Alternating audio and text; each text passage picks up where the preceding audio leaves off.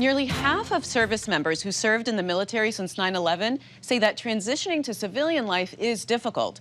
The Army offers resources to support veterans struggling to assimilate.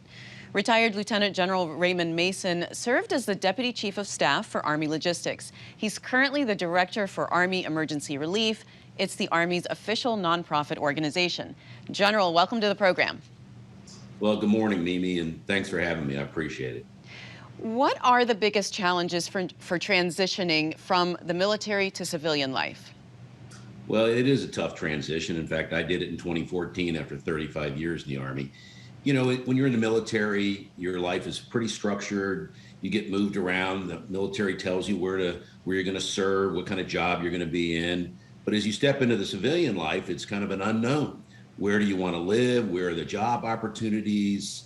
What kind of job do you want to go into? So those are all unknowns. And so the Army and the other services have put in place a transition program to help military members do that. So I wanted to ask you about the program called the Army Career Skills Program. Tell us about that. You know, that started in 2015 as the Army specifically, but I know the other services have similar kind of programs to help those soldiers transition. Even if they've served 3 years or 30 years, they're stepping out in the civilian life, and we want that transition to go well. They've served their nation, and we have an obligation to help them reintegrate back into the civilian life. And so part of this is the skills they learn in the Army could transition over to a civilian job. And then we also perhaps teach them new skills, and we'll talk a bit more about that.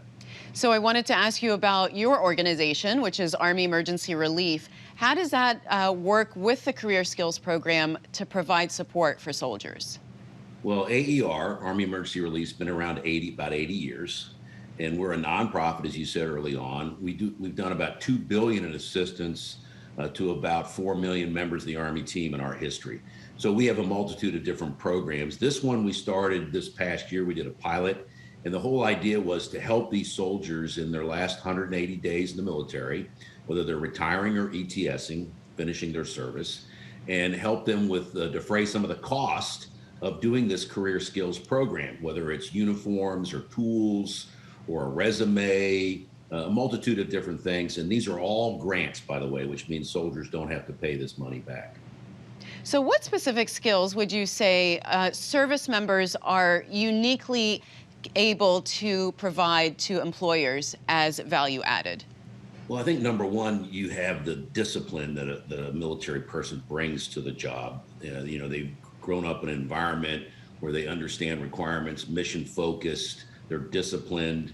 They're going to do all those things that an employer is looking for. So that's kind of a given. But then there's a whole series of other specific skills in the military that do translate well in the civilian world, whether it's communication kinds of skills, maintenance, so maybe a diesel repairman, could be programming, computer programming, could be different kinds of trades, HVAC, welding, IT technology is a big part of this, cybersecurity, all those things, just about anything you can think of in the commercial world, we also do in the military. So what of the successes you've seen so far in your organization in this particular program? Yeah, we're kind of early in this. Just in the short time, really 2 months, we've provided about 50 grants to the tune of about $40,000 to these soldiers that are transitioning. And again, it could be helping them with tools, uniforms, travel expenses. So they might be at a place like Fort Hood, but the company they're going to work for is in Seattle, Washington. And so they got to travel there, that cost, stay in the hotels, things of that nature. And that's the cost that we're trying to help them with. Again, it's a shock absorber as they make that transition. And how is Army Emergency Relief funded? Is it private donations or does it come from the Army's budget? Yeah, there's really 3 sources. Number one, a significant portion of our donations come from active duty soldiers every year, retired soldiers as well. And then there's American citizens and corporations. All donations, we don't get any federal dollars at all. We're like, most nonprofits, all the money comes from really generous donors. And what are you hoping to accomplish still in the future? You said that this program in particular is still quite young. What else are you trying to do? Well, we've committed $3 million to this program.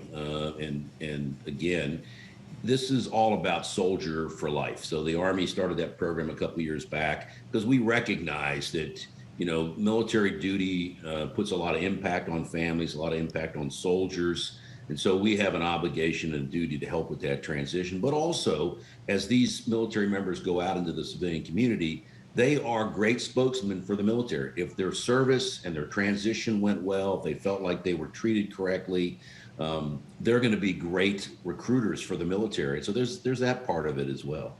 Do you think that the Army and other services are doing a good enough job in helping soldiers transition? Yeah, I think we're doing a pretty reasonable job. We work very closely with the Department of the Army, Sergeant Major of the Army on this particular program. We can always do more, and I know the leadership of all the services is looking for additional things that can happen.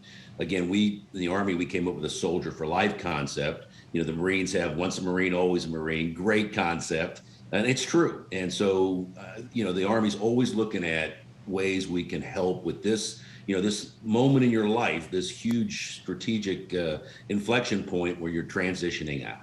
All right. Well, General Mason, nice talking to you. Thanks so much for being on the program. Thanks, Mimi. Thanks for inviting me. I appreciate it very much. Thank you for watching. If you enjoyed the video, give it a thumbs up and subscribe to our channel so you don't miss out on any future Government Matters interviews.